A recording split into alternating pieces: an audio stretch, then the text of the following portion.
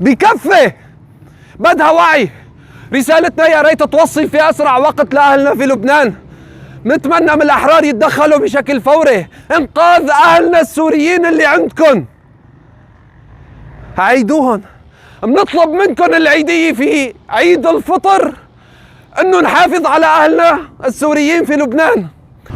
كل الدنيا بتتفاخر إنه جارها سوري واستضافت سوري، استضافها سوري، إجا لعندها سوري، لأنه شافت الكرم وشافت طيبة الأخلاق فيه بنسبة كتير كبيرة، وشافت الذكاء والعمل فيه في شركاتها وغيرها.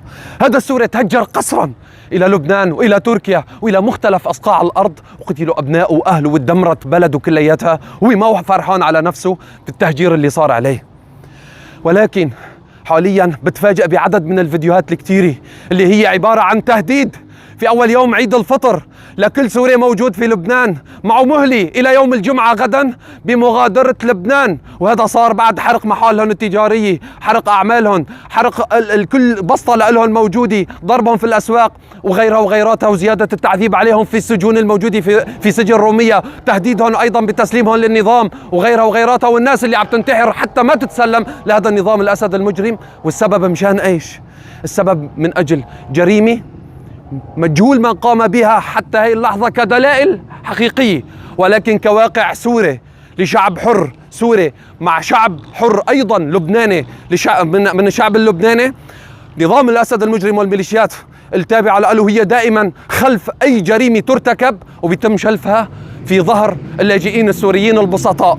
اللاجئ السوري اللي موجود في لبنان لك هو بده سلته بقلعني، هو بده شغله ويبقى موجود. في هذا العيد حاليا تحرم على كل طفل يعيش هذا العيد، وتحرم على كل زوجة رجل انها تحضر هذا العيد، وانه يعيش ويكون ابوه وزوجها في امان. حاليا الكل عايش حالة رعب. نطالب الشعب اللبناني الشريف والاحرار اللبنانيين بوقف تضامنية فورا مع اهلنا السوريين واهلكم السوريين اللي موجودين في لبنان، اللي مهددين للخطر. بكره قد يصير في حقهم جرائم بتهمة هم لا علاقة فيها ابدا. منعيد ومنأكد انه الشعب السوري هو ضد اي جريمة ترتكب بحق اي لبناني، سواء كان الفاعل سوري او غير سوري. نحن مع الامن والامان والحفاظ على امن لبنان والحفاظ على امن الشعب اللبناني الموجود في لبنان، خاصة انه عاشوا حروب كتير سواء كانت طائفية وسواء كانت من قبل العدوان اللي يصير عليهم من الدول المجاورة لها. وما بقدر اذكر اسماء بسبب بعض الاسماء بصير علينا حظر في السوشيال ميديا، وانتم بتعرفوا اللي عم يرتكب بحق اهلنا في غزة هو السبب ايضا في اللي صار بحق اهلنا في لبنان. والمجرم الأساسي والكبير اللي قتل المئات من أهلنا في لبنان هو نظام الأسد المجرم. لذلك نحن منبرئ أهالينا الضعفاء والبسطاء والمهجرين إليكم وإلى أراضيكم من أي جريمة، وما تكون العقوبة جماعية حتى ولو كان المجرم سوري، وإذا كان سوري هو تابع لنظام الأسد المجرم. الشخص بيتحاسب على فعله، وما بيتحاسب شعب بأكمله على فعله. وكلياتنا شايفين الوضع والحال اللي عم بيصير في العالم وفي دول العالم. الاحتلال الروسي، روسيا المجرمة أبلغت رعاياها في لبنان بمغادرة لبنان على الفور، وكثير من الدول حاليا عم تتنبأ بحرب بدها تصير، قد تصير على لبنان لا سمح الله. الله يحمي أهلنا اللي موجودين في لبنان والله لا يقدر. ووقتها أين بده يروح اللبناني وأين بده يروح السوري اللي موجود عندك؟ الله يجزيكم الخير على استضافتهم، ولكن أين بده يطير؟ وأنت أين بدك تروح؟ رح يكون السوري الملجأ الوحيد اللي هو رح يقول لك صدر البيت لإلك والعتبة لإلنا. صار وقت الرد الجميل.